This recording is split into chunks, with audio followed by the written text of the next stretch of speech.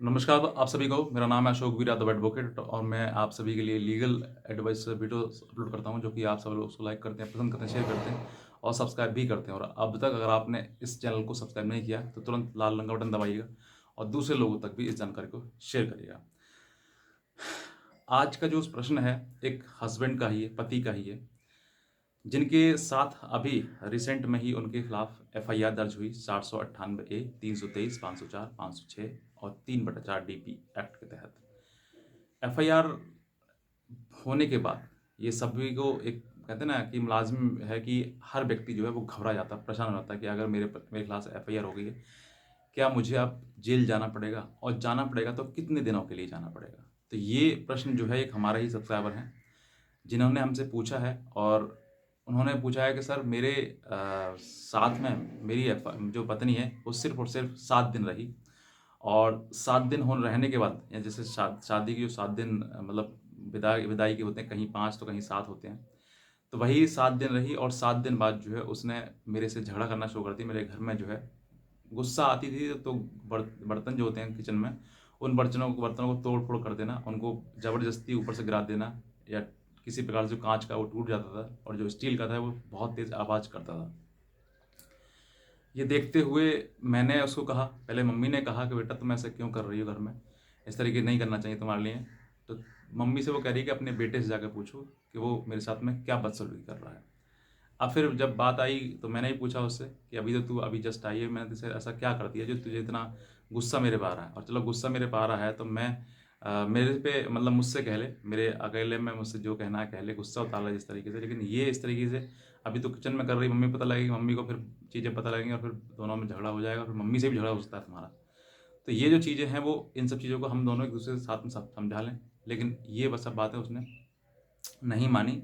जैसे ही वो आई मतलब 7 दिन हो चुके थे, तो 7 दिन होने के बाद जो है उसने मायके वाले आते हैं बुलाने के लिए, बुलाने वाले आए और घर पे वो चली गई। जाने के बाद उसने फ़ोन कॉल वगैरह सब बंद कर दिया, बात करनी बंद कर दी। पति से क काफ़ी मतलब पति ने बात करी, कोई बात नहीं करी। और जब काफ़ी दिन हो गए बात नहीं हो पा रही है तो उसने ससुर को फ़ोन मिलाया।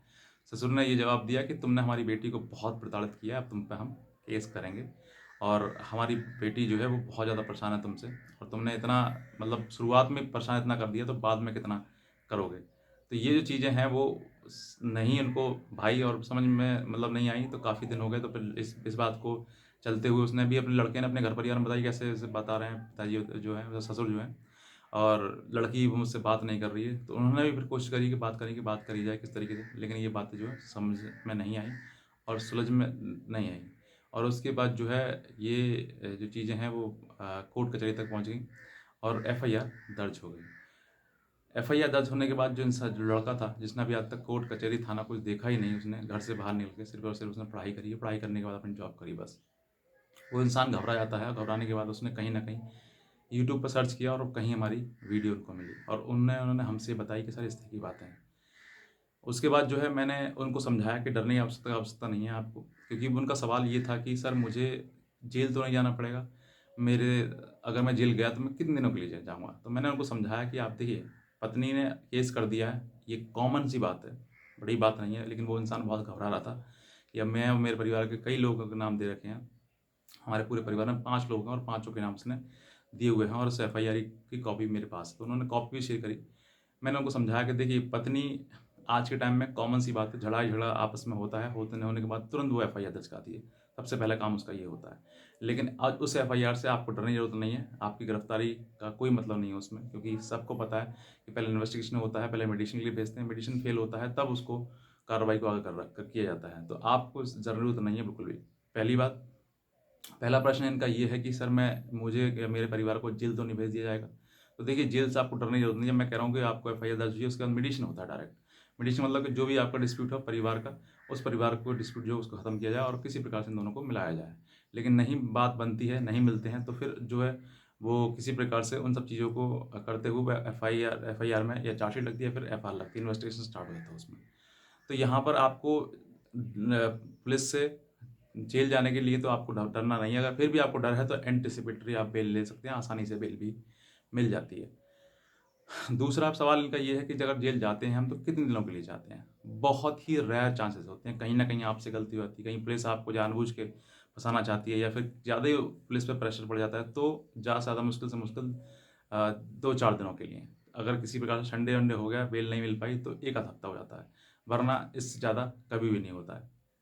और यहाँ पर मैंने अब तक शुरुआत में देखा था, जिस समय ये मतलब केस, ये सेक्शन 498 ए मतलब इम्प्लीमेंट हुआ था, जस्ट उस समय पर तो लोग केस जेल जा रहे थे, लेकिन अब ऐसा कुछ नहीं है, क्योंकि अब सुप्रीम कोर्ट ने खुद बोल दिया है कि जो 7 साल से कम सजा वाले जितने भी केस हैं, उनमें कोर्ट थाने से ही जमानत दे दी जाए। तो पुलिस के ऊपर डिपेंड करता है कि पुलिस खुद सेक्शन 41 सीआरपीसी का जो मतलब प्रावधान है कानून में, उसका पालन किया जाए, और उसके साथ साथ में जो है जो पति हैं, पति के परिवार वाले हैं, उन सबको उसमें रिलीफ दिया जाए। तो ऐसे कई प्रकार की रूलिंग भी आ चुकी है, कई प्रकार की सुप्रीम कोर्ट की वर्डिक्ट भी आ चुकी है कि आपको पुलिस पति और पति परिवार को जेल नहीं भेजना है। तो ऐसी कई चीज़ें आपके सामने आ चुकी हैं, तो आपको जेल से बिल्कुल भी डरने की आवश्यकता नहीं है। आपको ये नहीं है कि भाई, क्योंकि देखिए परिवार में जब ऐसी चीज़ें होती हैं, तो देखिए जो सामाजिक रूप से जो चीज़ें हैं वो तो ख़राब होती ही होती हैं, लेकिन कहीं पर ऐसा आपको नहीं लगेगा कि हाँ मेरे साथ में कोई अच्छी चीज़ें हुई हैं, और आपको इस तरह की चीज़ों की से कोई डरने की आवश्यकता भी नहीं है किसी प्रकार से। तो आपको सबसे ज़्यादा ज़रूरी है कि आप इन सब चीज़ों को निपटने के लिए अपने आप को तैयार करें, प्रिपेयर करें अपने आप को, और अपने आप को प्रिपेयर करने के बाद इन सब चीज़ों से लड़ें। तो अगर मान लो ऐसी चीज़ें हो गई हैं, सबसे पहले तो आप मेडिसिन होगा आपका, मेडिसिन में आप उसको कामयाब बनाइए। अगर नहीं बनता है तो फिर आपको बेल की ज़रूरत है। आप लोअर कोर्ट से एंटिसिपेटरी बेल ले सकते हैं, अगर नहीं है तो फिर आप रेगुलर बेल भी ले सकते हैं, क्योंकि चीज़ें आपको आपके सामने हैं। और अब अगर इस तरह की चीज़ें आपके सामने आती हैं और 41 का सीआरपीसी का वो फॉर्म नहीं भरता है, यानी कि नहीं उसका पालन करता है, तभी आपको एंटिसिपेट जाने की ज़रूरत है। अगर नहीं है, अगर वो वहाँ पे कर देता है, तो फिर आपको वहाँ से जाने की ज़रूरत भी नहीं है। तो जैसे भी आप अपने थाने में ही संपर्क करिए, और किसी आसपास, जैसे आप उसमें एक्यूज हैं, तो कोई ऐसा अपने रिश्तेदार या जानकार ऐसा व्यक्ति उसमें इन्वॉल्व करें जो आपकी मदद कर सके। तो आपको इन सब चीज़ों को ध्यान से देखना है। और भी मेरी वीडियोज़ हैं, अगर आपको और भी कोई दिक्कत है, क्योंकि कुछ सवालों के जवाब मैं इस एक वीडियो में नहीं दे सकता हूँ, तो बहुत सारी वीडियोज़ हैं, उन सभी वीडियोज़ को देखिए आप, बहुत सारी चीज़ें आपको मिलेंगी, और आपको इस प्रकार का जो डर है मन में आपके, वो सब निकल जाएगा। तो बस मैं देखना चाहूँगा, और अगर आपको हमारी कोई लीगल एडवाइस इसके बारे में आपके चाहिए, तो आप हमारे दिए हुए नंबर पर हमें संपर्क भी कर सकते हैं, लेकिन हमारी एडवाइस जो वो चार्जेबल है। तो बस मैं इतना कहना चाहूँगा, बाकी आज की वीडियो देखने के लिए आप सभी को बहुत धन्यवाद।